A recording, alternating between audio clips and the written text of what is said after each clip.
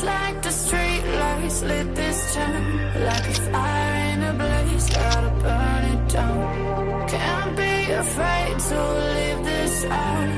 We got this far, don't know how. I see danger in your eyes. They know we'll burn down the night. Coming just like the sunrise. You know that we gonna light it up tonight. We gonna light it up tonight. We gonna light it up just like the sunrise. We gonna light it up now.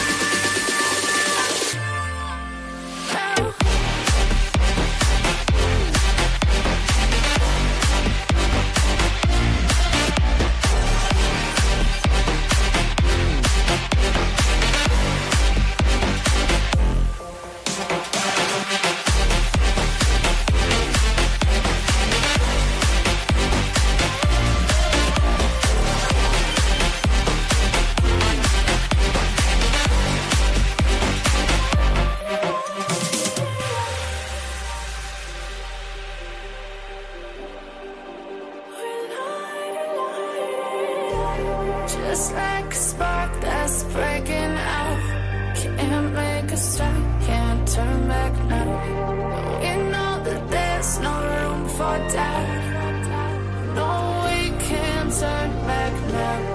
I see danger in your eyes. They know we'll burn down the night.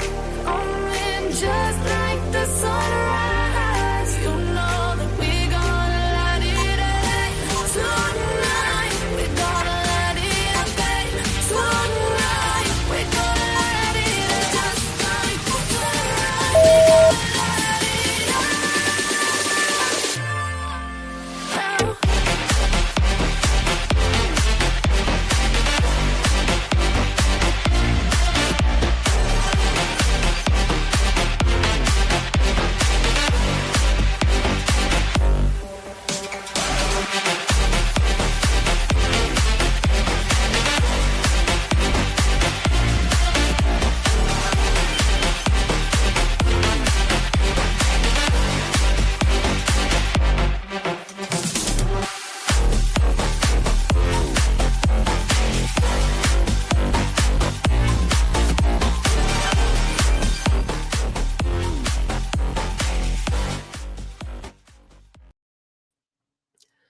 Well, hello. Welcome in, everybody. Welcome to tonight's live. Hopefully you guys are having a great weekend. Hopefully you are. I have a dog that's back here that doesn't want to sit down. She thinks that there's food to be had out there. And I think there is. I think he's out there making something. So she might be standing at the door there for a minute. But she has a pumpkin and another pillow down here in her bed. I just noticed that. She took... The dog took everything off the chair and put it on her dog bed. So look at that. Where am I at? There we go. I have so many like tabs open. I have so much going on. I need to like probably close a few of these. I don't think we need them all. But as soon as I say that, we will. But there are some new stuff that's come out in this case I wanted to go over with you guys. She's laying at the door.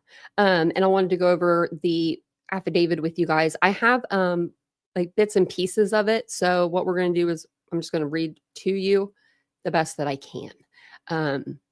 As you guys know, Kada Scott was 23 years old. She went missing after leaving for work one day. She went to work at a, I always want to say like the wrong thing, senior assistant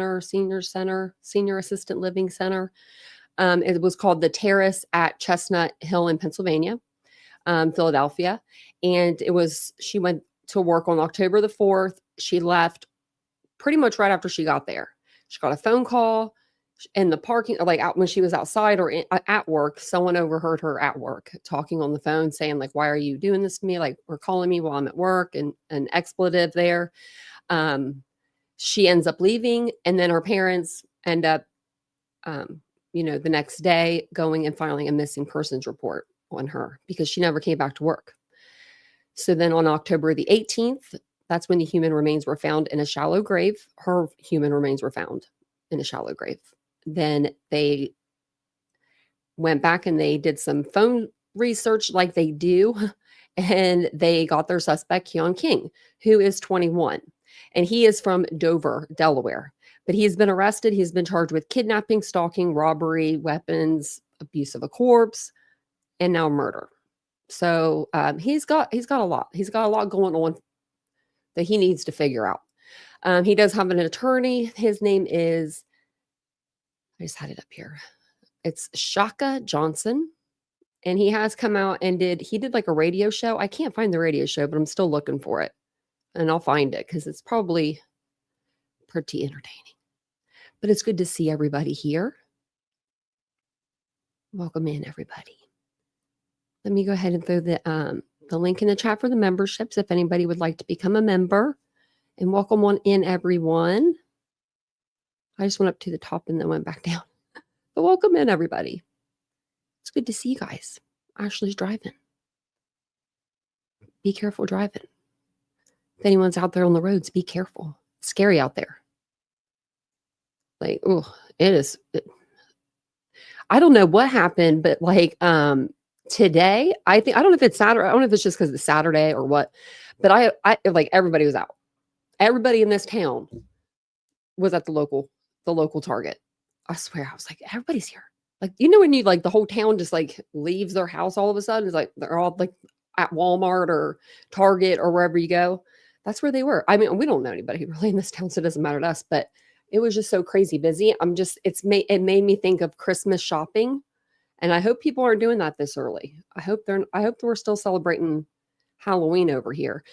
When you go into Kohl's really quick, I'll tell you, it's pretty funny. I don't know if your Kohl's is like this, but our Kohl's is like bipolar right now. Like on the right side, when you walk in, it's all Halloween and spooky. And then when you walk, if you like go in and you look to the left, it's all Christmas. Kind of like Hobby Lobby. Oh my gosh. True crime rewind. Oh my gosh. Renee. Oh yes. That's how Hobby Lobby was like that today too. Well, the whole parking lot was full. And you know, Hobby Lobbies, they have like huge parking lots. I said, Vincent, I said, everybody's going and getting either their fall decor. I said, probably not. I said, probably Christmas, because Christmas is always like 50% off there. So it's like, awesome. On a Wednesday at 11 a.m., everyone and their mom is at Costco. That's here all the time. Costco's always so busy. It's always so busy here.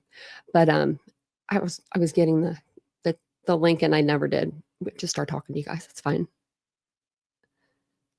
Let me find it. I don't know why I have so many banners in here. Oh, probably for the second channel too.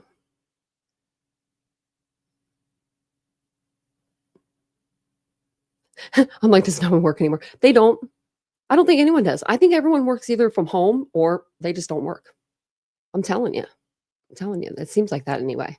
It seems like that. Like I'll go to the doctor on like a random day, like, and everybody will be there. And I'm like, isn't people working? Like, why are y'all here? They expect to be here for 2 to 3 hours, it always says.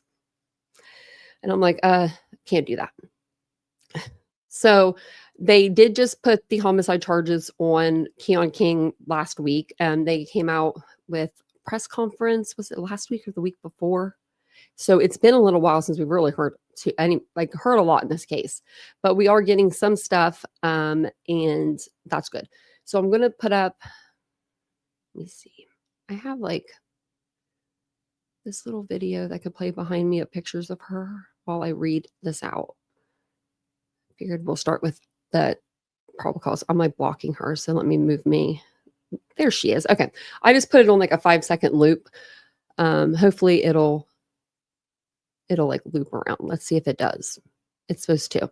That way I can read this out to you guys because it's not too long, but it is kind of long. And the copy that I have is kind of crazy looking. So it'll be easier just to do it this way. But it's going to start off with Detective Robert Daly. I'm a member of the Philadelphia Police Department, currently assigned to the homicide unit. I have been employed by the department for approximately 25 years, having previously served in patrol and investigative assignments within Southwest Detective Division and its Special Investigations Unit. I have received specialized training in interviews, evidence processing, and cellular data analysis, including FBI CAST instruction on historical cell site and RTT analysis. That's good to know. The following information is derived from my observations, reports, interviews, forensic analysis, and for, official records from other members of the Philadelphia Police Department and support units and agencies. This affidavit is intended to establish sufficient probable cause for the requested arrest warrant and does not set forth all of my knowledge about this matter. The dates and times listed in this affidavit should be read as on or about dates and times. And I'm just like, let you know, they don't give they do give a lot in the probable cause for this case, but they don't give a lot of the text messaging back and forth. Sorry, my eyelashes are bothering me. Damn it. It's only this eye. On 10/3/25 at approximately 11:30 p.m., 14th District officers responded to 6600 Sprague Street for a theft in progress involving a 2008 black Hyundai Accent hatchback. And it gives the tag number and the VIN. The owner working as a delivery driver. So this is going to be the vehicle that was burnt. So this is how they come across. This is how we figure out how Keon King got the car. So the owner of this car, working as a delivery driver, reported leaving the vehicle running and unlocked when an unknown black male wearing all black entered and fled northbound. The theft was recorded, and it gives the DC number for it, the code. On October the 5th, 2025, officers responded to the 8300 block of Rodney Street for a missing person identified as KS, a 23-year-old female. The complainant's mother stated KS failed to return home after work the prior evening. A coworker, VA, reported last seeing KS around 10 p.m. on 10/4 outside her workplace, the terrace at Chestnut Hill, 495 East Abington Avenue. KS appeared upset and was overheard saying, "I can't believe you're calling me about this shit." KS then walked towards a dark-colored SUV parked outside. The SUV left immediately thereafter. I just went too far, so no, I didn't. T-Mobile records for KS's phone, and it gives the phone number, revealed 12 calls from, and the last digits are 6472 between 9:25 p.m. and 10:12 p.m. Wow, 12 calls from 9:25 to 10:12. So like 45 minutes. Ending with a 43-second call from that number at 10:12 p.m. using a tower serving 495 East Abington Avenue. After 10:24 p.m., her phone ceased all network contact. Timing advanced data indicated her device traveled southeast from Chestnut Hill towards Mount Airy during that time where it went off the network. The missing person case was assigned to Detective O'Neill, and that's when, we all heard about it. Okay.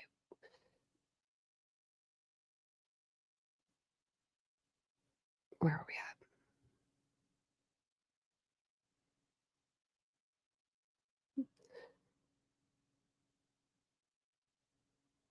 I missed my spot, sorry. I missed my spot. Okay, missing person's case was Detective Neal.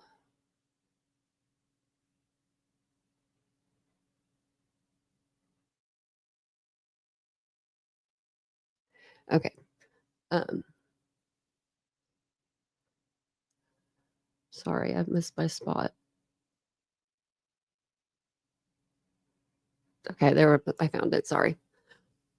On 10/7/25 at 3:31 a.m., officers and Engine 73 responded to a vehicle fire on 2300 block of 74th Avenue.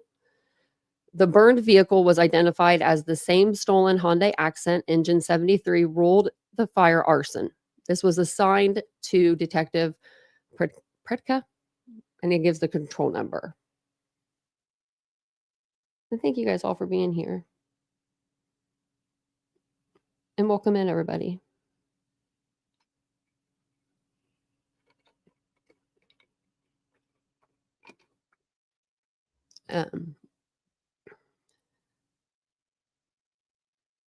Okay.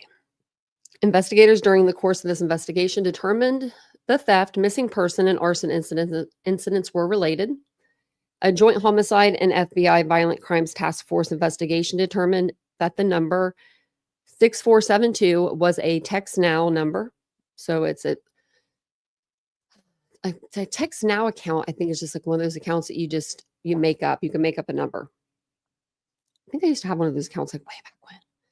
Search warrant returns show communications between this number and KS. So Kada, that KS is Kada. I'm sure everyone knew, but just telling you, just in case you didn't. So the numbers from the dates 9/28 to 10/4/25. On 10/2/25, the account message, "Yo, Kada, this my new number." So I don't know what the message is, why they're saying 9/28, because unless she was texting his number and he wasn't responding, I don't know. But the complainant replied, "Who dis?" So, and the user identified himself as Kel. On 10/4/25 at 10:07 a.m., KS text, "Kidnap me again," to which the suspect replied, "Better be up too," followed by plans to meet up later that night. Their last exchange was at 10 p.m. and it read, "CM, call me when you're here." The TextNow account was registered to Madeline Brown, and it says, oh, I guess her whole Gmail account. Okay, I won't do that, but I won't give the numbers or anything. Using Verizon IP addresses linked to phone number 4269. So it's a different number. Okay, so this would be a different number.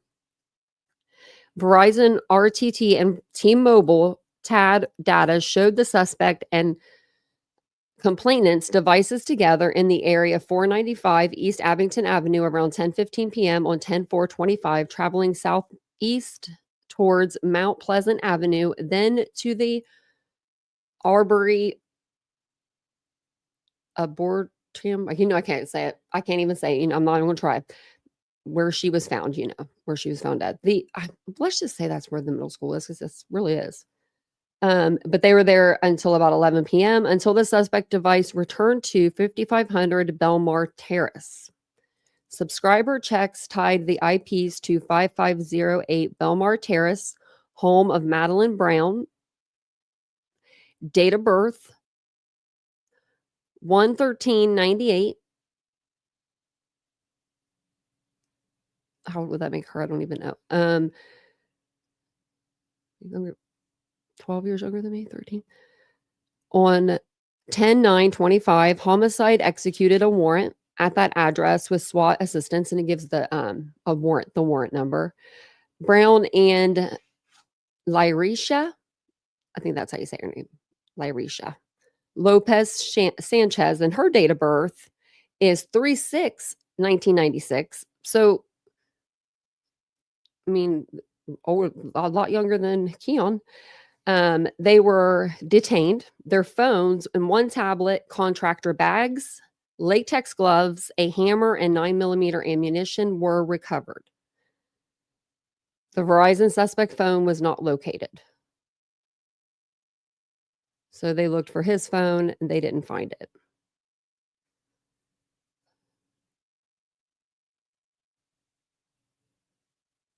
That's crazy.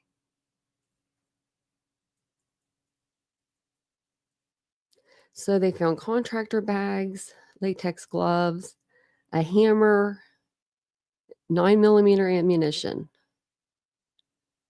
And then I, the affiant, being duly sworn according to law, depose and say that the facts set forth in this affidavit are true and correct to the best of my knowledge, information, and belief that the probable cause to arrest exist.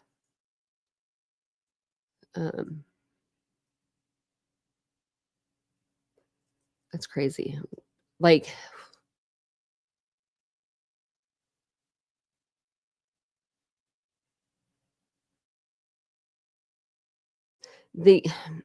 I mean, the kidnap me again, and when he just was, he just kidnapped somebody earlier in the year. Maybe she didn't know, right? Maybe she didn't know. And it was just like a saying, but it's crazy. So are these Madeline Brown and Lyrisha, was that her name? Are these two women somehow involved? Were they there when the body was one of those, the other person, when the body was taken out of the car? Perhaps.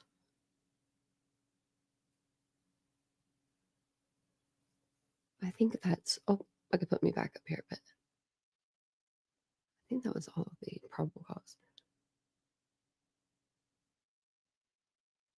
Oh no, there is more. So let's see. They did attempt to, I forgot they attempted to talk to them girls. Okay. So attempts to interview both detainees were conducted. Madeline Brown initially requested a lawyer upon the administration of her Miranda warnings. When detectives left the room thereafter, Brown yelled that she did not need a lawyer and asked to speak with detectives Daly and Creeman. She subsequently was re-advised of her Miranda warnings, which were fully waived, and stated the following. Okay. Brown does not know the complainant, nor was she ever around the Aubrey, the complainant's place of work. Brown did own and operate a TextNow number, but she was unsure of the exact number. She did confirm her account's email, and then it gives the email, and indicated that prior to the complainant's disappearance, no one else had access to the account. Brown did receive calls from the complainant's family on October 6th and indicated she had no knowledge of calling or texting the complainant or having any other information to her whereabouts. Well, then you better have a damn good reason. If this stuff is coming off this phone number and this phone number is hooked up to your TextNow account, who's in your presence? Who that could like touch your phone, right? I mean, like it's common sense. People, they know. They just look at cops like they're dumb. I don't know. Like cops aren't going to figure that out. Okay. So it says, shortly after the call, Brown gave her Android device with the TextNow account to Larisha Lopez Sanchez, a fact Lopez Sanchez denied empathetically. Oh, so she denies that. Okay, well, their friendship's probably over, I would say. Brown denied any knowledge of owning or possessing the suspect Verizon phone in question. Lopez Sanchez stated to detectives that she had been staying with Brown on Belmar Terrace for several days. Lopez Sanchez indicated that she had previously been involved in the intimate relationship with Brown. Okay. Lopez Sanchez was present for the phone call from the decedent's family to Brown and stated Brown became nervous after the call. Well, they ain't together anymore. I mean, it says Brown, however, never gave her the phone in question. These two are lying on each other. I mean, someone's lying, right? I mean, Lopez Sanchez gave investigators consent to search her Apple iPhone. Both statements were memorialized via audio and video recording equipment. So I wonder if that iPhone had cellular service. If I was one of the officers, that's the first thing I would check. Analysis of the suspect's Verizon RTT records showed reoccurring travel between Belmar Terrace and the Aubrey Arboretum, including 10/7/25 at between 2 and 2:52 a.m. The same device was last active on 10/9/25 near 5500 Belmar Terrace. A frequency analysis identified there's a couple numbers. So 60, the last numbers are 6060 and the last numbers 2233 as top contacts. The latter belonged to Albert Hayes, who identified the user of 4269 as Keon King, a black male, mid-20s, thin build, 5'9", twisted hair. Oh, that sounds like our dude, Keon King. Further RTT analysis from 10/6/25 revealed the suspect device traveled from Belmar Terrace into Center City, lingering near the Criminal Justice Center and Reading Terminal Market for 45 minutes before returning. RTCC poll camera footage hits traced a gold Toyota Camry following the same route. I wonder if that was his 1999 Toyota Camry with the front end damage. Bet it is. A patrol alert distributed stills from that footage. Officers Dohan and Weller recognized the vehicle as a 1999 Toyota Camry, registered to Keon King, date of birth 5/6/2004. And it gives it says of 1225 East Durham Street. Okay. And then it says confirmed a hit on 10/6/25 at 1100 Filbert Street, consistent with RTT data. King was scheduled in court that day. Was that 10/2? Because he got pulled over on 10/2. So he might got pulled over. I think it was 10/2.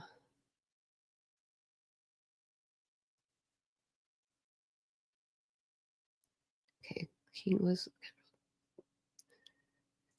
King was later stopped at 10/6. Oh, maybe it was on 10/6. 25 at 6:13 p.m.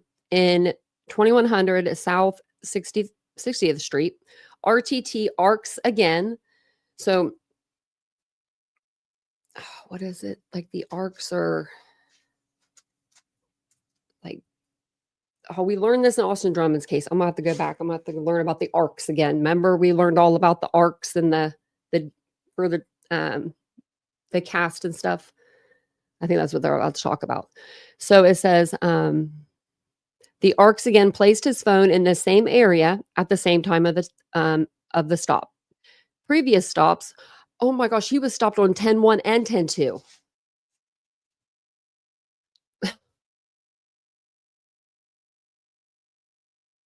Why didn't they just tow his car away from him? Like, for real. I mean, they would have been doing the city a favor.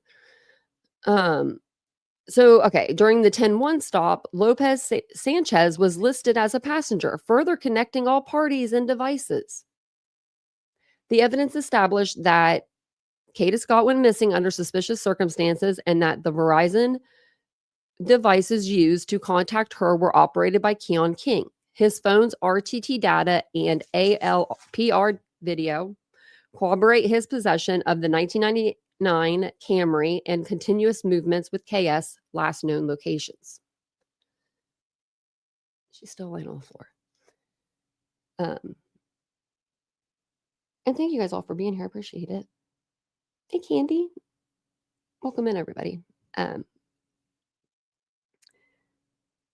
10/14 ADA, I don't know how to say that last name, Tokzitoski. That's not how you say it. I don't know how to say it, though. Approved charges for kidnapping, stalking, false imprisonment, use of communication facility, and tampering with evidence. King surrendered that day, accompanied by counsel, and declined interview. So I guess he's not going to be talking.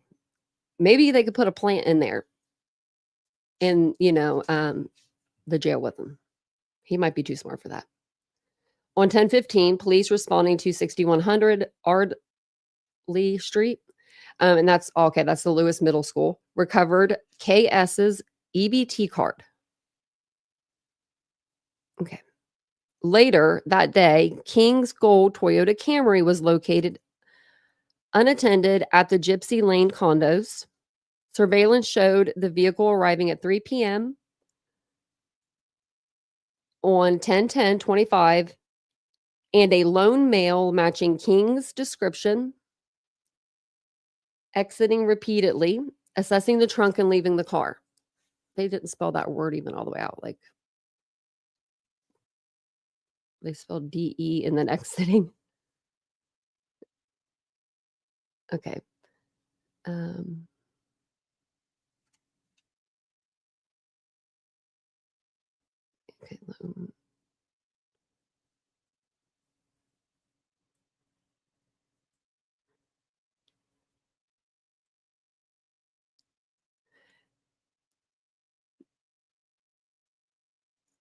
I'm trying. Okay, here we go.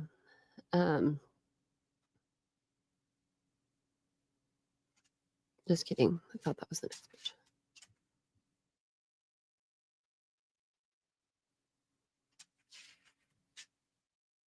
Okay.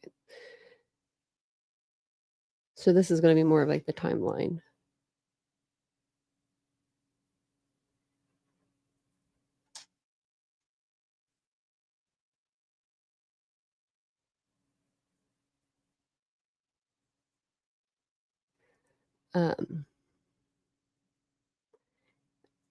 KS family provided, whoops.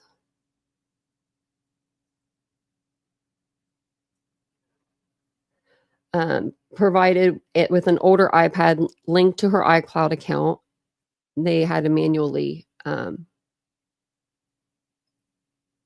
I guess started or something. It says manual review revealed. Okay. iPad was last seen on 10/4 at 10:21 p.m. near 6845 Anderson Street.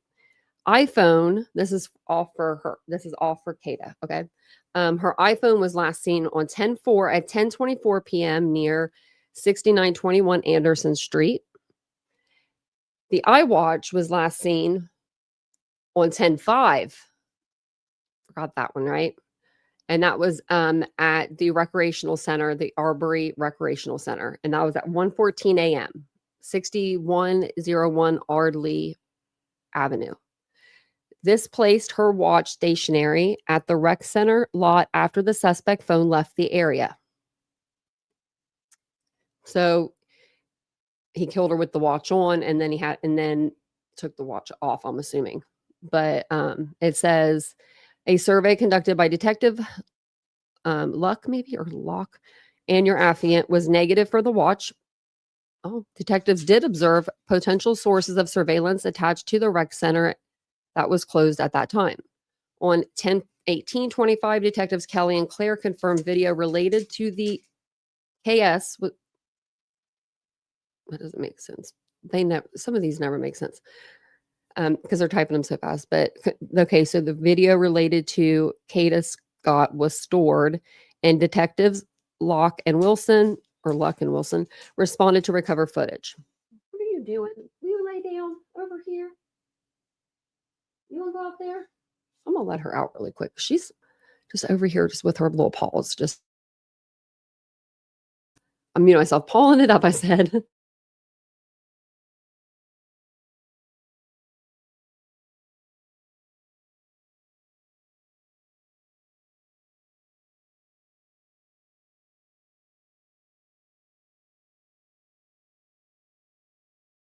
Man, she really, really wanted some of that.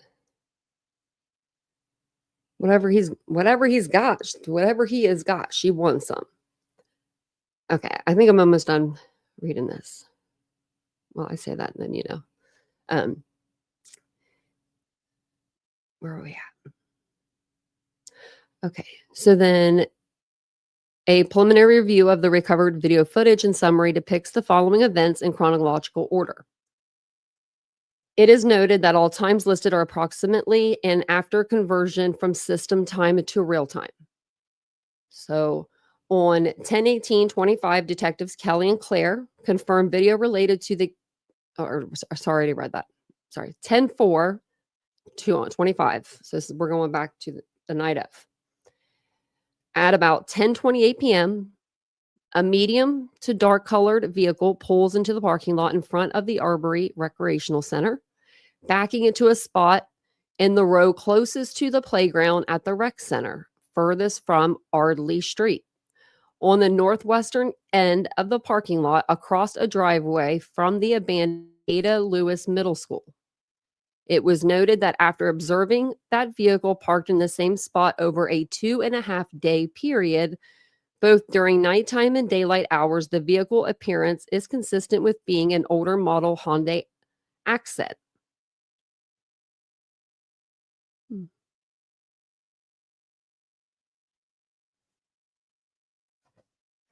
That's crazy.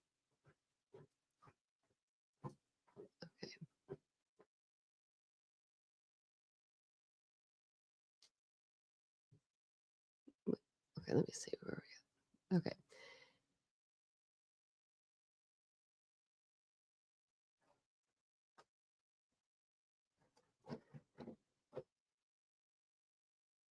One individual is observed exiting the driver's seat of the vehicle before walking away through the playground towards the fence line between the two properties.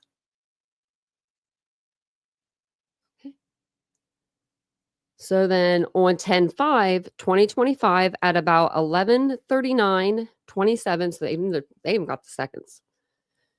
A vehicle is observed pulling into the parking lot and backing into a spot in the row closest to the street facing towards the recreation center. The recreation center, playground, and the suspect vehicle, which is still parked in the same spot. The vehicle is consistent in appearance with a 1999 Toyota Camry attributed to Keon King.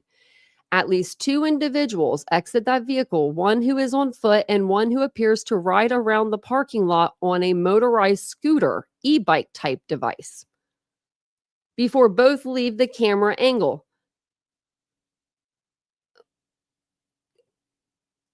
Who the hell's bringing an e-bike to a murder scene?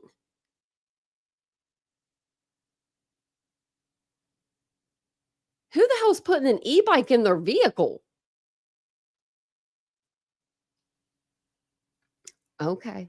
Maybe it wasn't an e-bike. Maybe it was just like a motorized scooter, but still, I don't know. The vehicle stays parked at that location for almost 4.5 hours until about 3:56 a.m. when two individuals emerge from the playground area and approach the area where the original suspect vehicle was parked. One of those two individuals motions towards the other vehicle parked towards the street lights, which then turns its headlights on and drives out of the parking lot. Hold on. Wait, we got to read that again. What? Okay, so when two individuals emerge at 3:56 from the playground area and approach the area where the original suspect vehicle is parked, one of those two individuals motions towards the other vehicle parked towards the street lights, which then turns its headlights on and drives out of the parking lot. So there was three people there? Two people that emerge and then they like wave at the car and the car turns its lights on. Am I getting that right?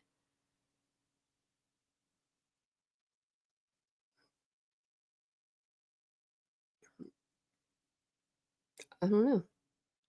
I'm just like, this case keeps getting crazier and crazier. So the two individuals on foot then approach the suspect vehicle and remove a heavy object consistent with a human body via the passenger side of the two-door vehicle. Oh, so she wasn't in the trunk. She was in the passenger side. And carry that object towards the playground and in the general direction of where the human remains were recovered on October 18th, 2025. Approximately a half hour later at 4:25 a.m., two individuals approach the suspect vehicle and enter it for a short time period before exiting and walking back to the playground area and off camera about a minute and a half later.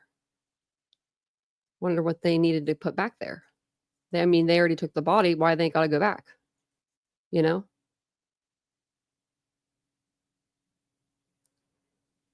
Oh, that's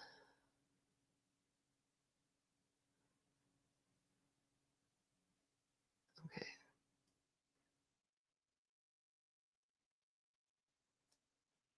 On 10/7/25 at about 12:48, or I'm sorry, 2:48:54 seconds, one individual is observed running from off camera from the playground area, entering the driver's seat of the suspect vehicle and driving off. An in-depth analysis of the video footage recovered continues. Your affiant reviewed King's RTT measurements for his phone number ending in 4269 related to the above listed criminal activity.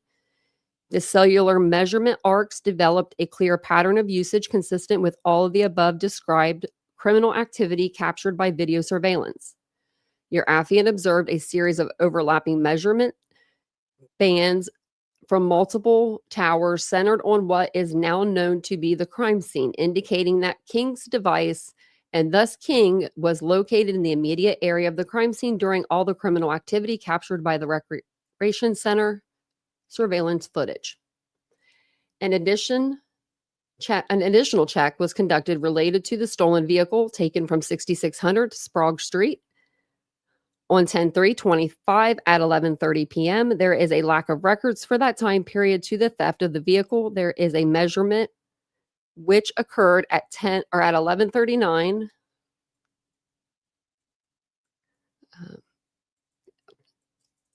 It says something about King. I can't read that part, but hold on.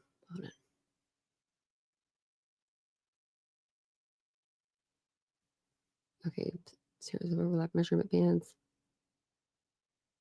An additional check. There is a lack of records for that time period of the theft of the vehicle and measurements which occurred. Okay, that's where I was at 11:39.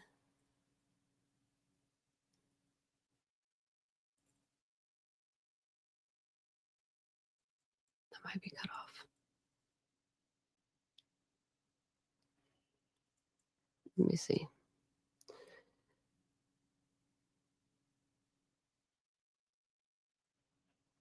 Yeah, it's like the affiant being duly sworn. Oh wait, okay, that places King in the general area of the theft. Sorry, King's device remained in the same general area of the vehicle theft until 12:22 a.m. 10/4/25 when a clear path of travel initiates from the northwest section of Philadelphia to southwest Philadelphia, and that's where he's from. King's device traveled by vehicle back to southwest Philadelphia via Germantown Avenue, Lincoln Drive, and 117 corridors in what is now known as a frequent path of travel utilized by King's device throughout the RTT data records. King's device is in the area of 5500 Belmar Terrace by 12:42 a.m. King's device leaves the area of the rec center at the same time the Hyundai Accent left the parking lot on 10/7/25. His device traveled north and east and is placed in the immediate area of the arson scene by 2:58 a.m. It remained in the immediate area of the arson crime scene until 3:33 a.m. Why did he stay so long? Guess to make sure that car was really on fire. On 10/18/25, following an anonymous tip, detectives conducted a grid search at the middle school. Freshly disturbed soil was located along the northeast perimeter. Excavation revealed human remains consistent with a young female. A silver/gold earring matching one near the burial site was recovered by the rec center gate. On 10/19, the Philadelphia medical examiner positively identified the remains as KS with cause and manner pending.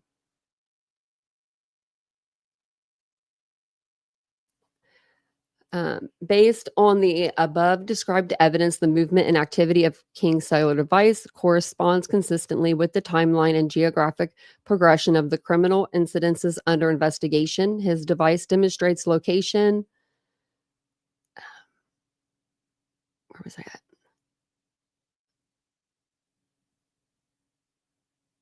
at? Demonstrates location patterns that place it near the scene of the initial vehicle theft, the arrival of the rec center, and subsequent return trips to move the body in the vehicle contained.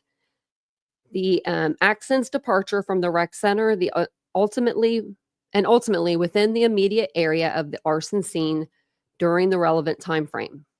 The sequence of RTT measurements coupled with video evidence from Arbery Rec Center supports that King is present for and participated in all of the crimes outlined in this affidavit, to include the theft and arson offenses described herein, as well as the conspiracy to commit them. You're in trouble. On 10/19/25, Dr. Little of the Philadelphia Medical Examiner's Office conducted a post-mortem examination of the human remains recovered from the gravesite inside Ada H. Lewis Middle School.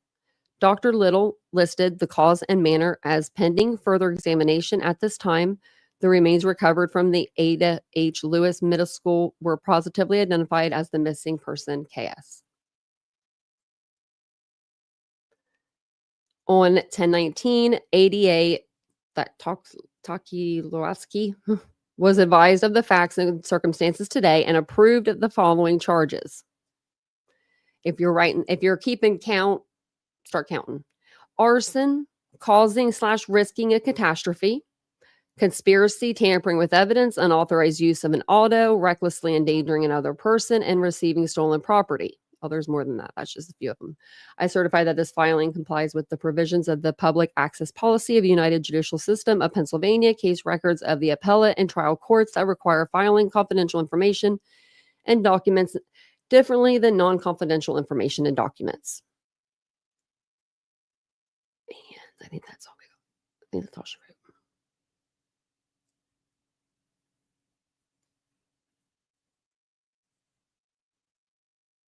I mean,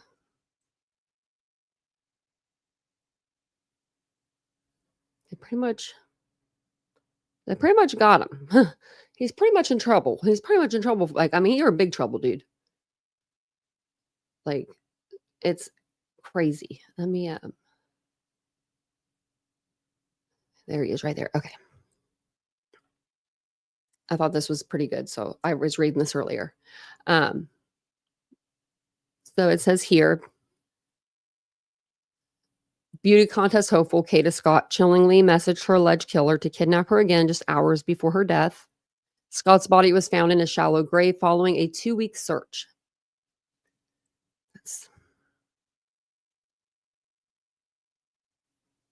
That's just sad. And we weren't having like a cold or a cool fall this year.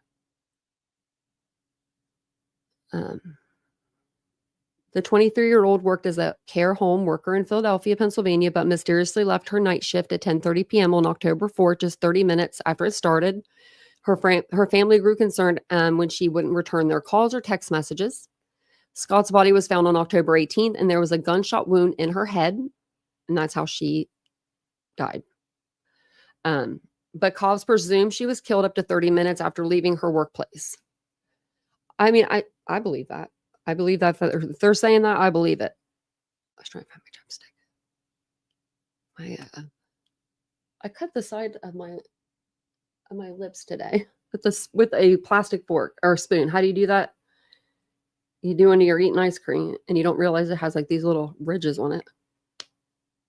Yeah, sorry, that's my problem.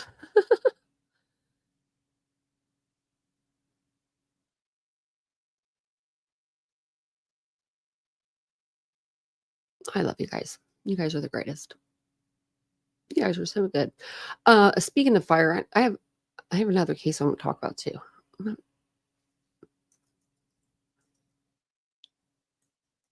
Okay, I wrote it down. It says here that Keon King 21 has been charged with her murder, but new details focusing on the pair's previous interactions have come to light. Days before she disappeared, Scott, who competed in a Miss Pennsylvania USA pageant, received a text message from someone later identified as King.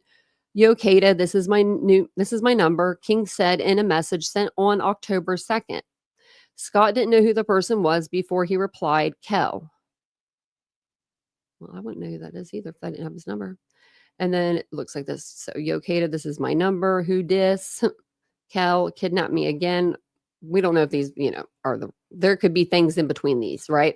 There could be messages that they're not giving us right now because like they don't have to. And I think that there probably are.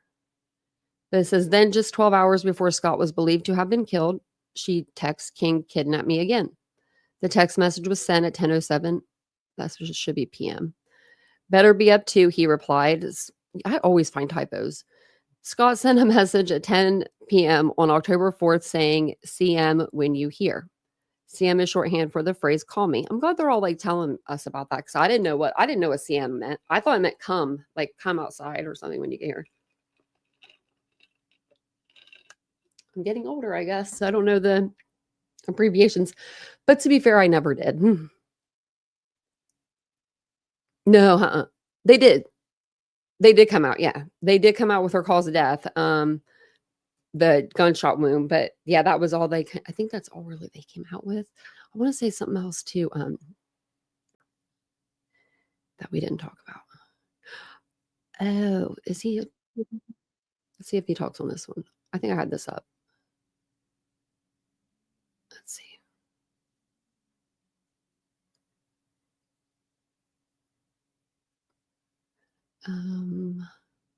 Just seeing what we have. So apparently, his lawyer came out and said a couple things. I don't know what he said, but we'll see. Very first time we are hearing from Keon King's lawyer. King is the man accused of killing 23-year-old Kada Scott and burying her in a shallow grave in the woods behind Ada Lewis Middle School. Tonight, the community is coming together to honor Scott again, whose remains were discovered last week. Jen? Dawn, the community started gathering about half an hour ago here at Ada Lewis Middle School. You can hear some loud music here. There is a DJ for this event, and people were asked to bring blue or brown balloons in honor of Kada Scott. Now, you mentioned Keon King's lawyer, Shaka Johnson. He has been facing criticism in recent days for representing King. He went on a radio interview today to defend himself. Online petitions to have me removed from the case because they don't want me representing this gentleman. Criminal defense lawyer Shaka Johnson spoke with WDAS-FM host Frankie Darcell this afternoon on the Kada Scott case. He's representing the accused Keon King. I listen for God's voice when I am deciding whether to take a case. Is that what you did here? Most definitely. King, only 21 years old, was previously in trouble with the law and now faces a long list of charges, including murder, kidnapping, conspiracy, abuse of corpse, and tampering with evidence. But as a black man, you took this case. Yes. And there are people who are angry or salty or disappointed about that. We would not care if he was white, black, yellow, brown, green, purple, the rainbow. We're not going to like Keon King's lawyer, no matter who it is. And no matter who it is. It could be me. People would be like, we hate that girl, right? Get Ann Taylor in there. I mean, look, I didn't like her. I'll admit it. I didn't like Ann Taylor. I didn't like her attitude. She was an okay lawyer. I'll give her that. She was okay for what she was doing, but I just didn't like her attitude. But no, it's not because you're color. What do you say to that? When it's a black man, when it's a black attorney, and I'm speaking for a lot of black attorneys who may not be saying this publicly, but they've been all on my phone privately. We are held to a different standard for whatever reason. I'm a professional. I took an oath. Just like doctors take a Hippocratic oath, I took an oath to represent the people. Oh, wait. I know it's not. I know it's the same. It's the same. I know it's the same. It's the same, but it's not the same. Being a doctor and being a defense lawyer is kind of different there, my friend. Shaka. That are in my he does have attitude, though. Business. Kada Scott was last seen the night of October 4th. He's going to need it. I don't know if it was on this, but I did hear when he was talking, he said that he had to dig deep into his heart. You know, if this was the case for him and this is the case for him. And I mean, I don't know if you're saying that kind of stuff, that's just a little weird, you know? Just a little weird. And hey, Mr. Rosebud, how you doing there? It's good to see you. And I love her hair. At her job, the terrace at Chestnut Hill Senior Living. Court documents say the 23-year-old was texting with King moments before she disappeared. And surveillance video at the Aubrey Rec Center captured King's gold Toyota Camry. Look at that and car, two man. people carrying a heavy object. When they put this car out, I was like, I said, if that car is not, I thought that car would have been junked by this time. Surely, I thought. Because I was like, someone's going to notice that. Consistent with a human body. Police recovered Scott's remains October 18th in the woods behind the former Ada Lewis Middle School, where a memorial has been growing ever since. It just shows the impact that she had on people's lives when she was living and she was going through her journey. It's just sad to see that her journey was cut short the way that it has been. And such a bright light. King was arraigned this week on the new charges, including murder, and is being held without bail. Hopefully he's man enough to accept his own actions and stand up and not have to put the family through any more additional pain. This is not about he will. money. This is not about money. He'll probably go all the way till trial and then say, give me a plea deal. Because we've been hearing that a lot lately, it seems like. It's a long time. This is not about money. He's got 20. He has 20 plus charges or something. Like the dude's he's gonna need to take a plea deal. Very frank about it. This is not about clout chasing or needing to somehow be in the public eye with a high-profile case. And we do want to point out we put in requests to Shaka Johnson for an interview as well, and are still waiting for a response on that. Now, Kada's. I think I'm gonna write him. I have his contact info. I think I'm gonna say, Shaka, Scott's family come did on set on. up a memorial and justice fund on GoFundMe, and it is over $23,000 and counting. Certainly a lot of community members sympathizing and sending their condolences to the family. As you see, a lot of them are now gathered over there to get this event underway. We're expecting it to wrap up around 6:30, so we'll have another live look for you coming up in about 1 hour. Jason? All right, Jen Lee, great report. I wonder, I bet you her family, gives her a really nice funeral. But I wonder if they've had that yet, or if they've able to have that, if they've been able to have that. Sad, right? They're doing like a celebration of life kind of here, with the balloons and the DJ and stuff. That always makes it easier when you say celebration of life than if you were to say, like, let's go have a funeral. Believe me, we had a celebration of life for my mom. She was like, don't you dare give me a funeral. She did. She had such a wonderful life ahead of her.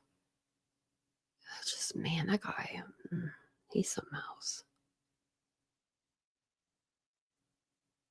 Oh, look, it says it right here. So we'll play this one. I haven't seen this one yet. It says that he may have had 2 accomplices. Yeah, let's bring new details about the tragic death of Kada Scott. The man accused of kidnapping the 23-year-old is now charged with her murder. CBS News Philadelphia's Brendan Goldner live in our newsroom with the latest and this new timeline. Brandon, good morning. That's right, Janelle. Good morning. We're still working to find out how Kada Scott was killed and when Keon King, the man accused of killing her, will be arraigned on this new charge. Meanwhile, Police Commissioner Kevin Bethel made a promise to Scott's family, friends, and residents during a community meeting about safety. We will not stop, ladies and gentlemen, till everyone who was responsible for her death is brought to bear.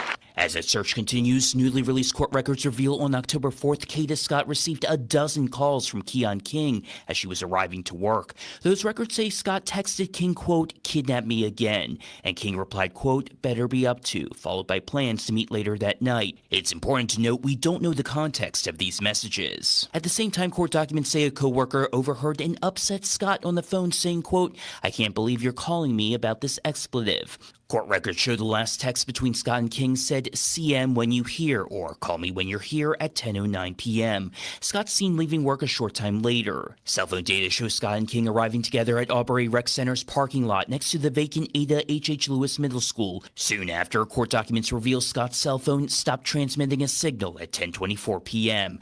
Sources tell CBS News Philadelphia they believe Scott was killed 20 minutes after she left work. Court documents show King had help. On October 5th, court records reveal a surveillance camera captured King and 2 other people in a rec center parking lot next to the middle school. 2 are seen moving what court papers describe as a heavy object consistent with a human body. Records say they then went to an area where Scott's body was eventually found. Investigators say the car King used to pick up Scott was set on fire on October 7th. We continue to pursue anyone who helped, who concealed, who participated in this act.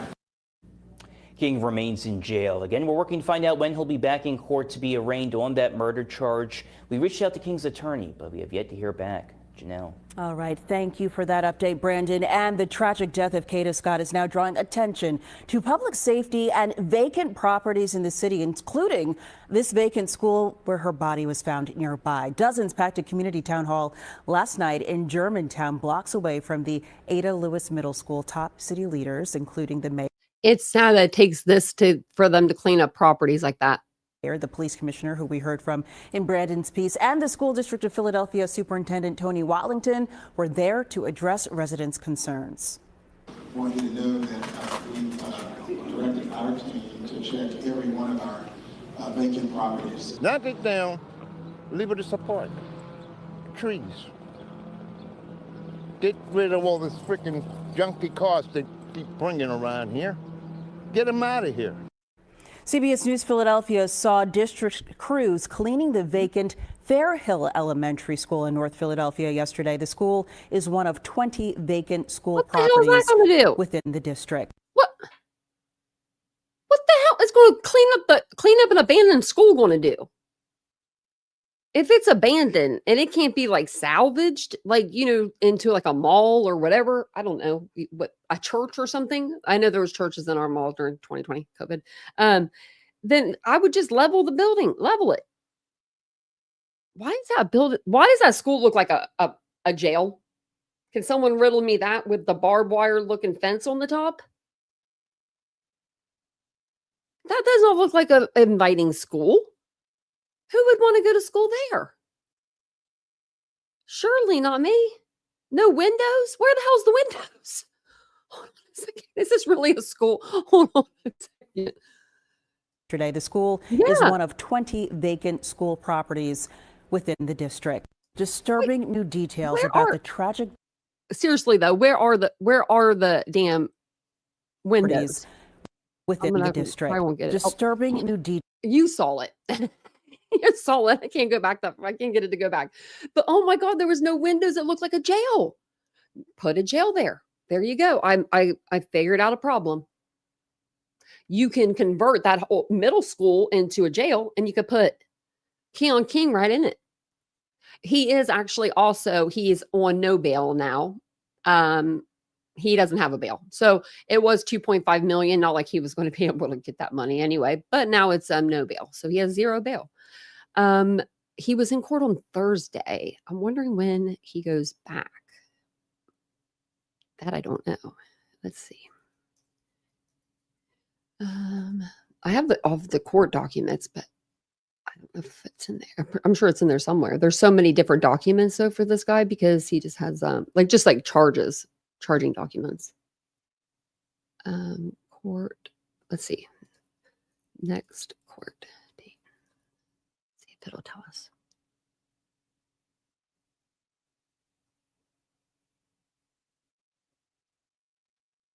This person says what? Hold on, who is this person?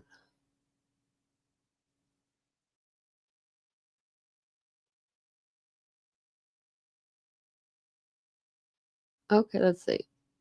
I don't know who this person is, but they're saying that they went to court that day, and it's only a minute long. So it just left arraignment court where this afternoon Keon King was arraigned for those homicide charges that were brought against him by the district attorney's office yesterday in the murder of 23-year-old Kada Scott.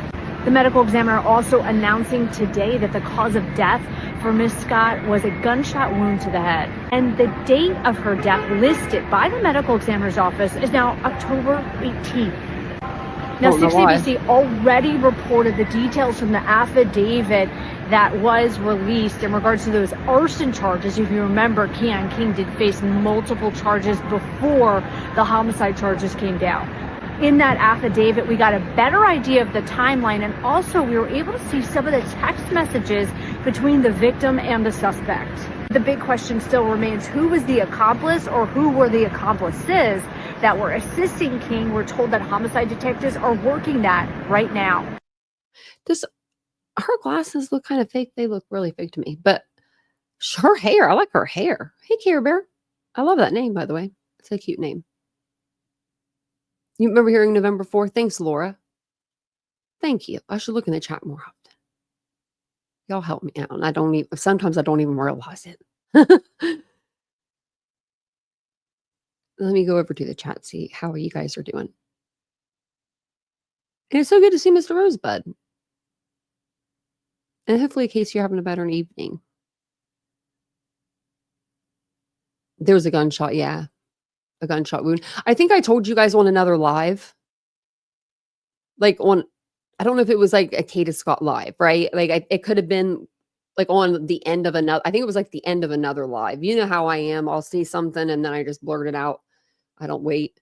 Because I'm not gatekeeping stuff from y'all. Whatever I find out, I tell you guys. Now, I don't know if you've heard, but there's a certain guy, medical, I don't know what he is, medical person. And he's saying, if I get elected, I'm going to open up the Ellen Greenberg case again, and I'm going to go through it. And it looks like her parents are already fit. They already know about you, buddy. They already know about you. They already know what you're doing. They already know what you're trying to pull. You ain't going to do nothing for their baby girl if you get elected. That's a scheme. That's a scam. That's a scam. I can't even believe it. So we should hear what they have to say, actually. But it says Sandy Greenberg. On Larry Krasner. I think that's who it is, Larry Krasner, and her daughter Ellen Greenberg's case. We can't ignore this any longer. If you're angry at how public officials handled this, demand transparency, release the full record, preserve evidence, and appoint an independent conflict-free review. Maybe they do like him. Let's see. Let's see if they think that he's good. I just don't like it. I don't like the way that political people do that. You know what I mean? When they're like, "Oh, I'll get I'll save every starving child in the world if I'm elected." It's like, no, you're not. Don't fool me. Fool me once, fool me twice. You know that George Bush, the way he says it too. If you fool me once, you can't get fooled again, or something like that. If you fool me twice, you can't get fooled again. I don't know what he said. He says it, but it's all ass backwards. So let's see. Brian Enton did a story with them. It looks like so. These two people they've got the biggest heart and the most patience. Larry Krasner was our personal attorney. And then when he ran for office, he had a conflict of interest. But what he's not telling everyone is he had more than a conflict of interest, because he never returned our personal file that he withheld. And he did a lot of other very disingenuous, unprofessional, unethical things. Told you. I thought she was going to get me there for a minute, but nope. She knows. These people are smart. They have been fighting for 14 long years. And then they just got shot. I mean, they just got the worst news that they could ever get. You know what I mean? Like, not the worst news they could ever get, because the worst news that they ever got was their daughter was dead. But, that they were going to hold their judgment. The suicide was going to stand. And then this guy comes along. I don't even know who he is, Larry Krasner. And I saw him today on something. I must have been like I don't even know where I saw him on, because I don't watch regular TV. It must have been YouTube. And he was just like, if I get elected, I'm going to reopen this case. And apparently he has the file. Was that the file they found in the Christmas closet with the Christmas decorations?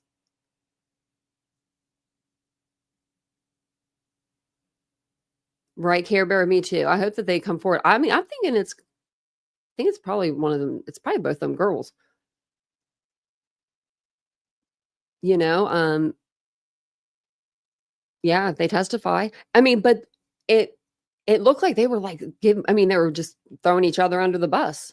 So that's always a good thing too, right? I mean, it's always a good thing for them just to throw each other under the bus. I mean, if I was the cops, I probably would have put them in a room together for a minute and just let them talk, because they were just, we read it in Affidavit. They were like, no, I didn't have that number. She did. Like, what? What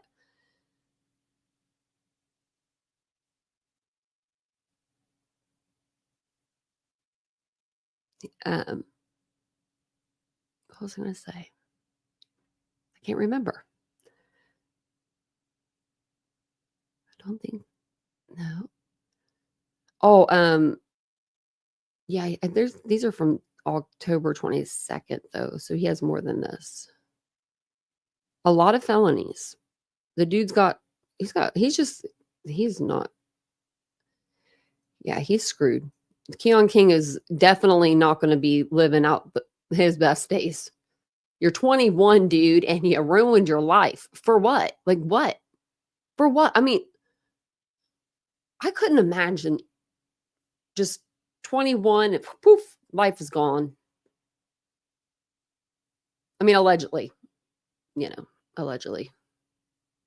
But Keon. I mean, he's got like 20 charges or more. I mean, it's crazy. I was thinking, don't tempt me with the trip to Philadelphia. That would be one place I could go. I love me some Philadelphia food. Love it. Do I have any family that still lives there? Shit. I don't think I do. Hold on a second. Yes, I do. I do. Hold on a second. I do. I have a cousin. Is he the only one still there? I don't know. I'm about to call and ask him now. But yeah, Philadelphia is like my place. So Vincent can work from remote. He works remote. All he needs is a computer.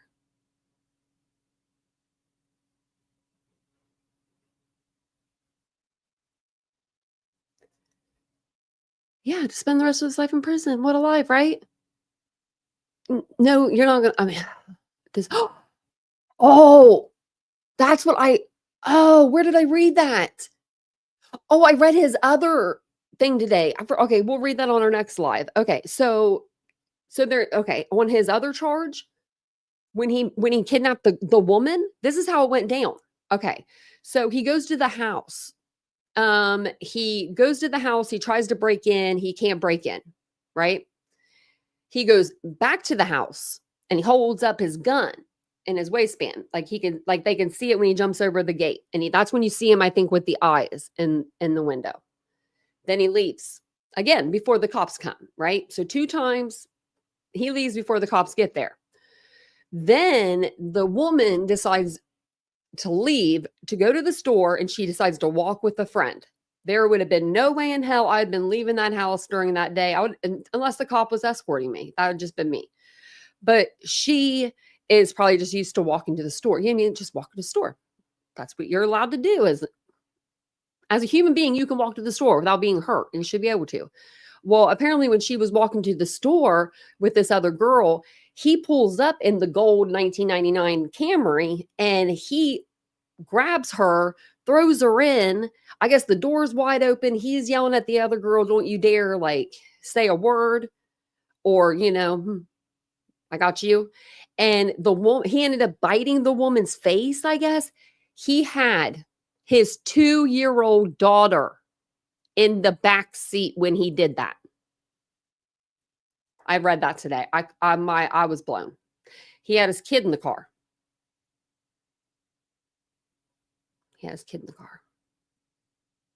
2 years old. You're never going to see her grow up now.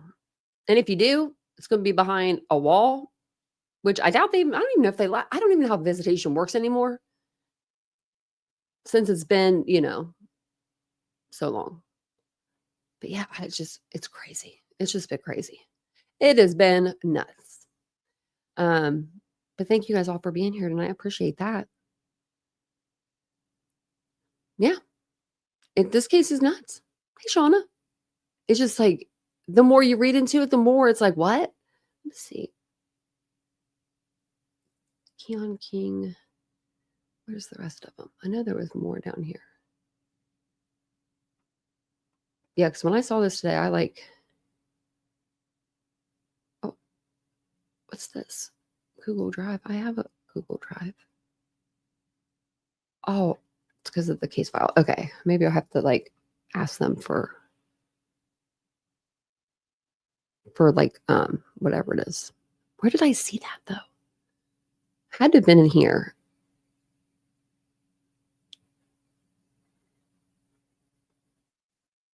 But I know I read that. I know for sure. I was like, what? And it was when I was looking for the affidavit for this case, for this one, and then because he has 2, it's crazy. I think this isn't maybe loading up all the way. This website.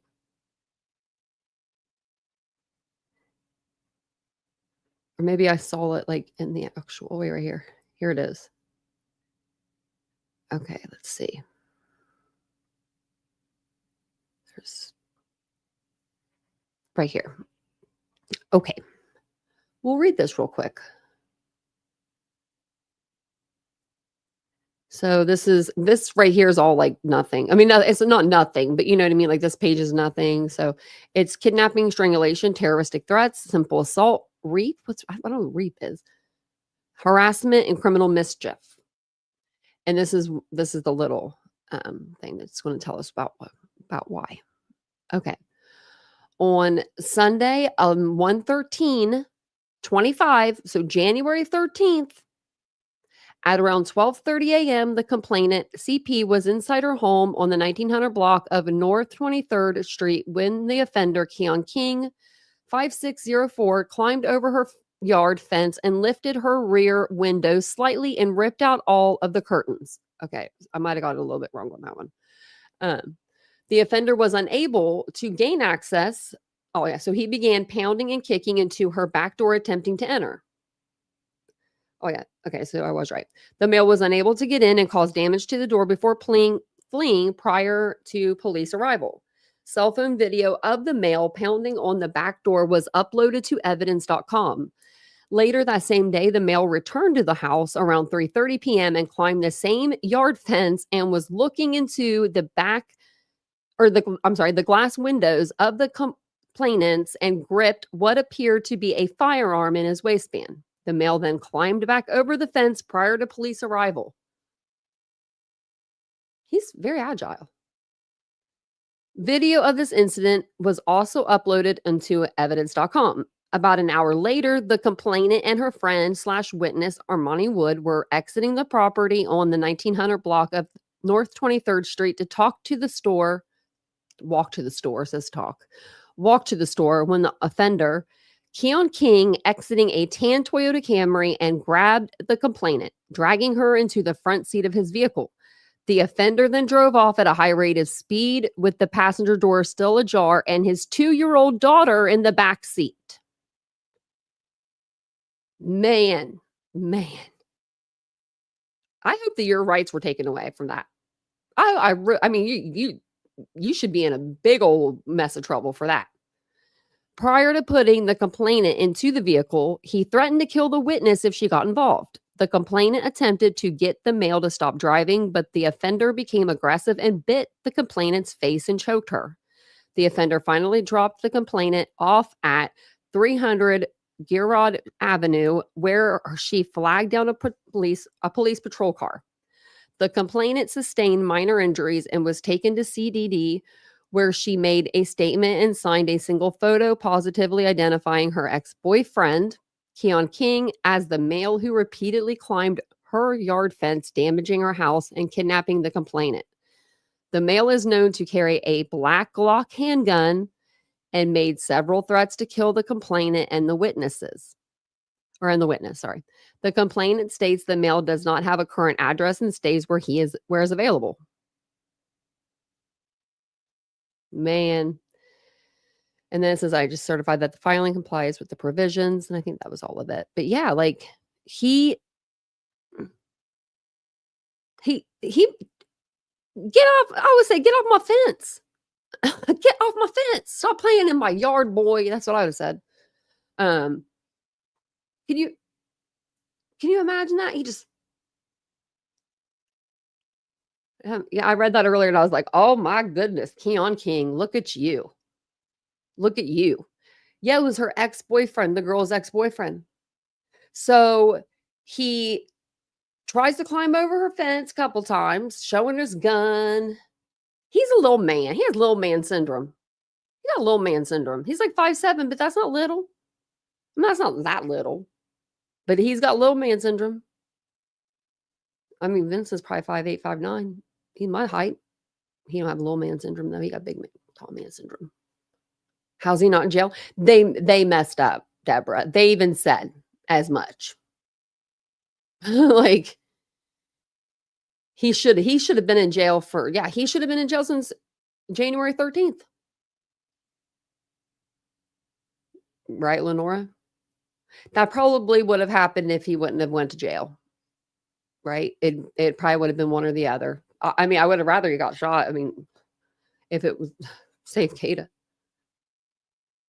I guess he wanted to. I think he thought he was sneaky. I think he really thought this was like a foolproof plan.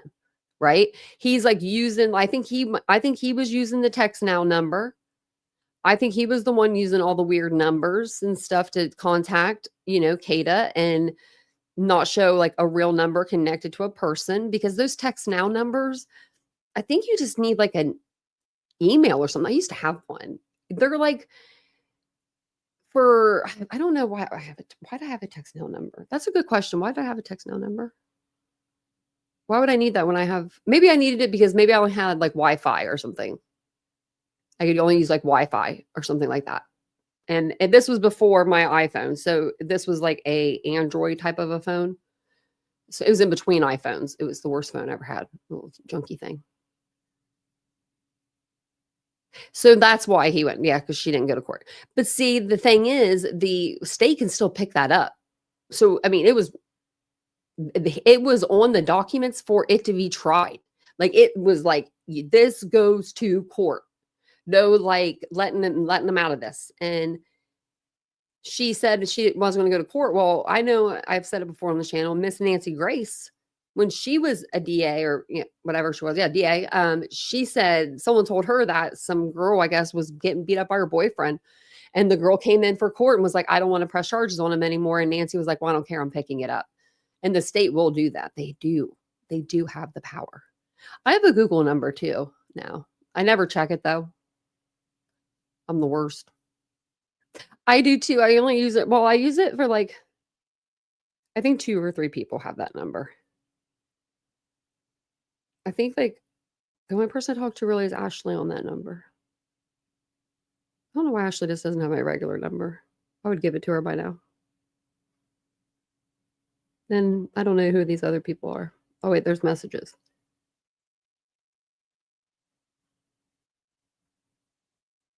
Oh, I guess I talked to Body on here. She could have my real number too. Ashley, girl, everybody is getting motion sick from yesterday when I had the video on in the background, or the other day. I wish I could. I'm going to just put, ha, ha, ha. I'm just going to laugh at it. She's going to be like, why is she laughing at it now? So you can use like a Google number if you want to like, okay, if you're a creator, let's just say, this is for me anyway. As a creator, I got a Google number. That way I didn't have to give out my personal number to like a bunch of people. Not like a bunch of people, but like if I were to, within like 3 years on the app, I've met people here and there. And, like you want to give them your number, your whatever, to set up like a live together or something. I don't know. And you just do that. Just do it as a Google number. I think Stephen Crabtree, I have him on a Google number. I think that's the first person I started talking to. Hold on a second, actually.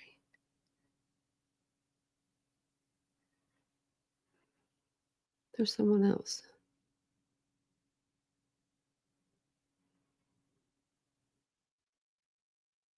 I don't know. I should start saving people's numbers. I'm in here.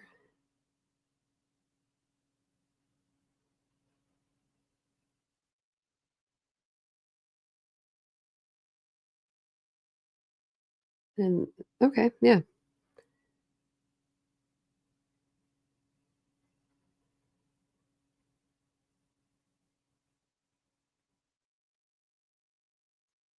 I'm just looking. I don't even know. I'm not even reading anything. I was just looking. I was just looking down at the phone. This world is crazy. This is a very crazy world. What a system, right? Yeah. I know I was over there looking and I'm like, what's going on? But I thought you had my regular number. I don't know. Do you have my Google number? I say it wouldn't matter if you had my real number. I think that's 1 or 2, 3 people, 4 people that have it. It's not a big deal actually, because I plugged my number into my business, so everybody calls me. Like, I'm going to have to get another number or something, but I don't want to do that ever. Ever. I don't want to learn another number. I don't think I can. I don't think I can learn another 7 digits. I don't think I could do it. I don't want to. Just kidding. I could, but I don't want to. I don't want to have to do that. So, Oh, you're a teacher?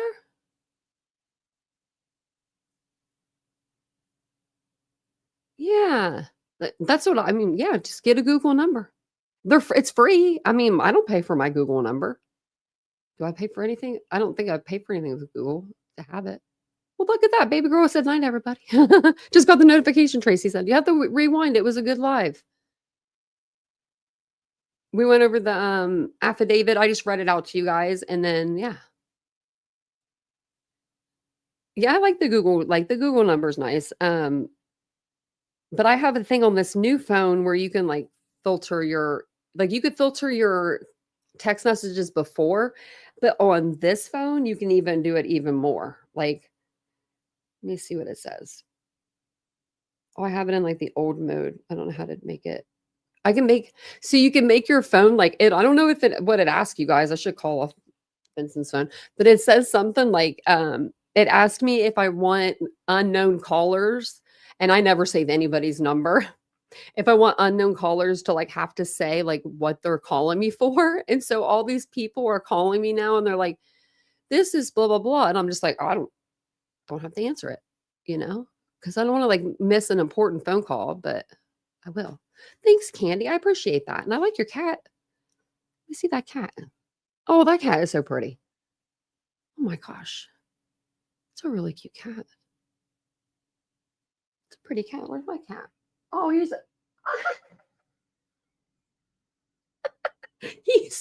pissed.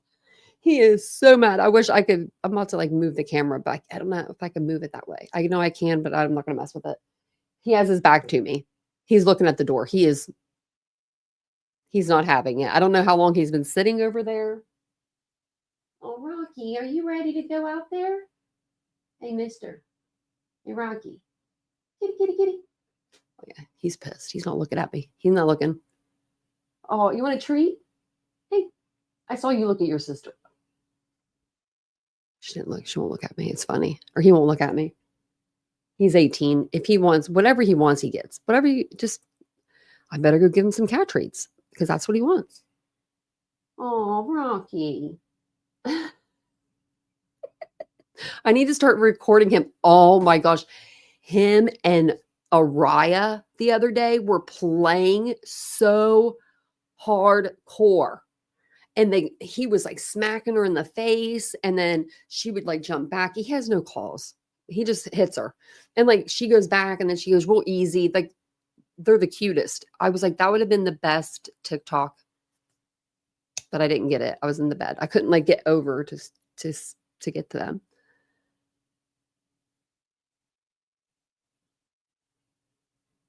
Her dad is not going to Idaho. That's funny. Idaho is pretty, though. I want to go to Idaho. I just want to go check it out. But thank you guys for being here tonight. I'll be back on tomorrow. Hopefully you guys have something fun and exciting to do tomorrow yourself. I don't know what I'm doing. I'm going to do something fun and exciting. But I'll see you guys all tomorrow on the live. Have a wonderful evening, and I'll see you then. Bye, guys.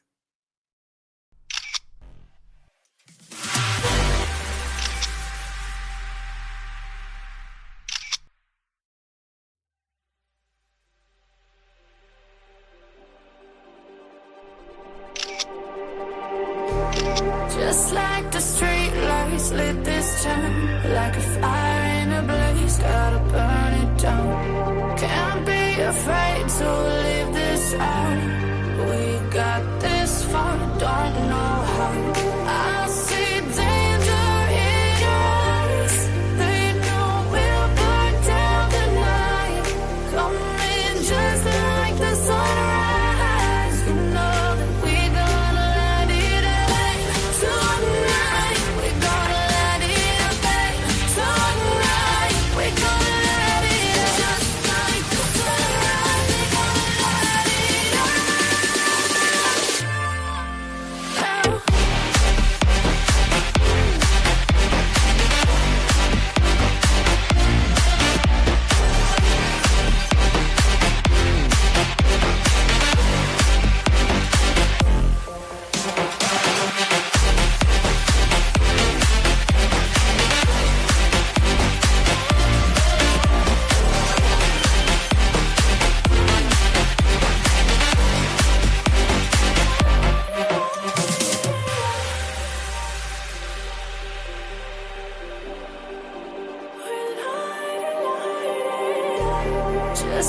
a spark that's breaking out. Can't make a stop.